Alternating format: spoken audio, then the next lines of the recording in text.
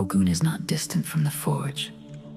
He's present in the heat that bends the iron, and in the sparks that scatter like brief constellations across the dark.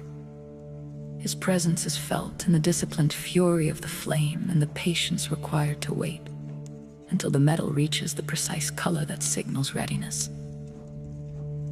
The blacksmith, in this understanding, is not merely a worker but a mediator, one who listens to fire, reads the language of color, and senses the moment when force must yield to timing. In many traditions, the tools themselves carry memory. The anvil bears the scars of countless strikes. The hammer absorbs the rhythm of generations. These objects are not disposable. They are inherited, consecrated through use, and treated with reverence. Before the first blow falls, silence may be observed. Before a new forge is lit, offerings may be given. Such gestures acknowledge that transformation carries consequence, that power must be approached with respect. Fire, after all, is both creator and destroyer. It purifies, but it also consumes. The blacksmith must learn to command it without arrogance, to invite its strength without surrendering to its chaos. This balance mirrors the nature of Ogun himself, fierce yet just, relentless yet purposeful.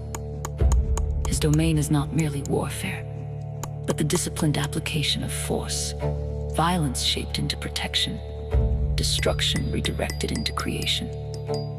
Thus, the forge becomes a place of initiation. Apprentices do not simply learn technique, they learn endurance, humility, and attention. They discover that mastery is less about domination and more about dialogue. Iron teaches through resistance. It refuses haste, punishes carelessness, and rewards those who approach it with steadiness. In this exchange, the blacksmith is changed as surely as the metal he shapes. When the final form emerges, a blade, a plow, a hinge, a nail, it carries within it the memory of fire and hammer. Each object is the residue of transformation, a record of heat endured and force applied. In this sense, the products of the forge are more than tools. They are testimonies. They remind the community that progress is born from struggle, that utility arises from trial, and that strength is forged, not found. To stand before the forge is to witness matter crossing thresholds. Stone becomes ore, ore becomes metal, metal becomes instrument. Through this chain of becoming, the blacksmith participates in a cycle older than memory, a cycle in which endings are beginnings in disguise. Under the gaze of Ogun, every spark marks not just a strike, but a moment of becoming, where raw substance yields to purpose, and chaos bends toward form.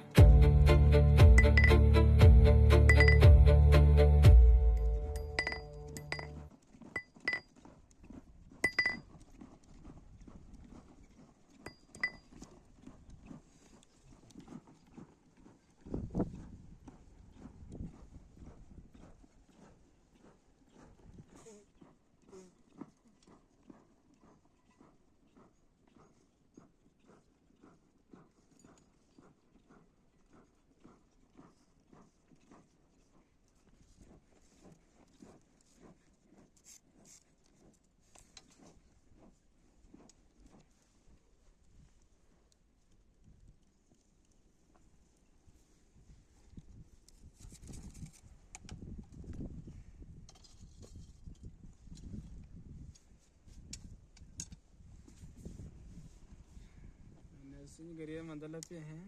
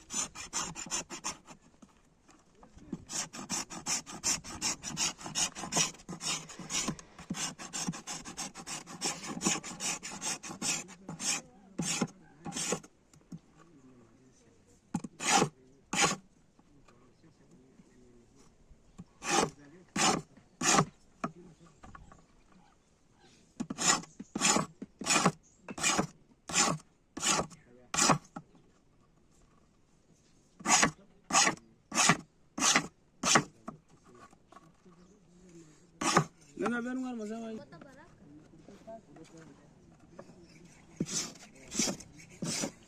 Abok.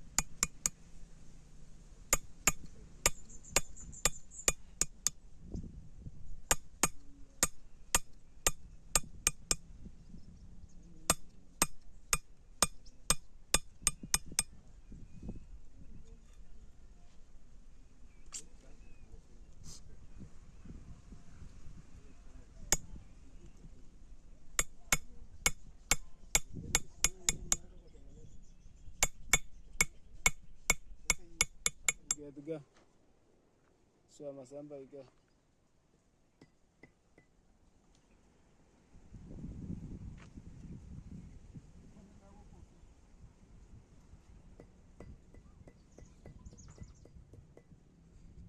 So Masamba iga so. I will so send Masamba iga. So I go on.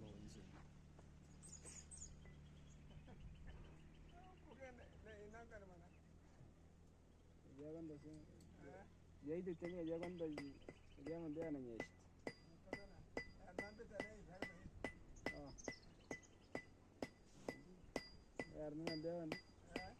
Arnu mandewan no.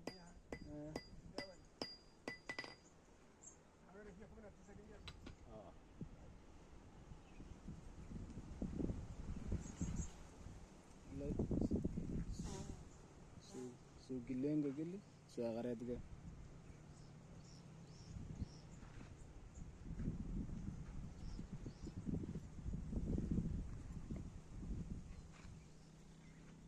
Ga so gilenga gagale so.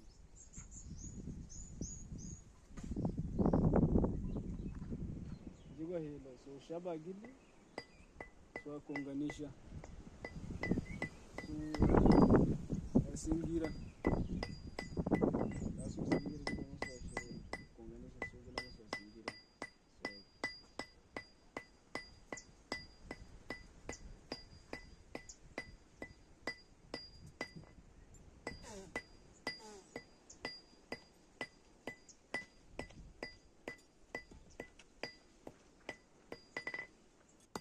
so nada gulgul di